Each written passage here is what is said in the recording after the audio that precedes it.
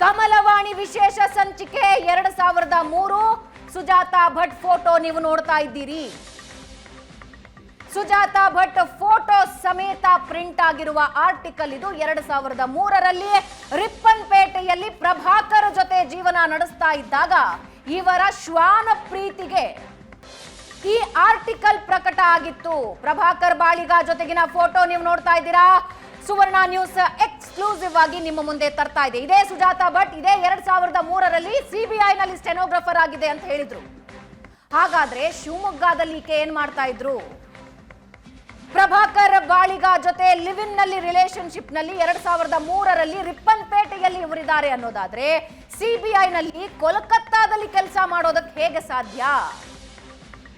ಮಕ್ಕಳಿಲ್ಲದ ದಂಪತಿಗಳು ಅಂತ ಈ ಆರ್ಟಿಕಲ್ ಪ್ರಕಟ ಆಗಿರೋದು 2003ರಲ್ಲಿ. ಟಾಪ್ ಬ್ಯಾಂಡ್ ತೆಗೆದ್ರೆ ನಿಮಗೆ ಡೇಟ್ ಸಿಗುತ್ತೆ.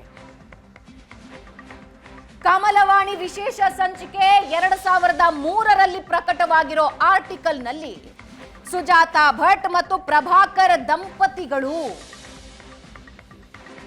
ಮಕ್ಕಳಿಲ್ಲದ ದಂಪತಿಗಳು ನಾಯಿಗಳನ್ನ ಕುಟುಂಬ ಸದಸ್ಯರಂತೆ ನೋಡಿಕೊಳ್ಳುತ್ತಿದ್ದಾರೆ. ಸುಜಾತಾ ಭಟ್ ರಿಪ್ಪನ್ಪೇಟೆಯಲ್ಲಿ ಇರೋದೇ ನಿಜವಾದ್ರೆ ಈ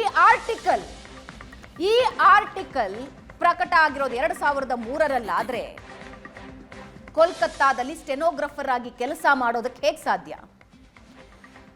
ಕೋಲ್ಕತ್ತಾದ ಸಿಬಿಐ ಕಚೇರಿಯಲ್ಲಿ ಸ್ಟೆನೋಗ್ರಾಫರ್ ಆಗಿ ಕೆಲಸ ಮಾಡೋದಕ್ಕೆ ಹೇಗೆ ಸಾಧ್ಯ? ಅವರ ಮಗಳು ಅನನ್ಯ ಭಟ್ MBBS ಓದ್ತಾ ಇರೋದಕ್ಕೆ ಏನು ದಾಖಲೆ?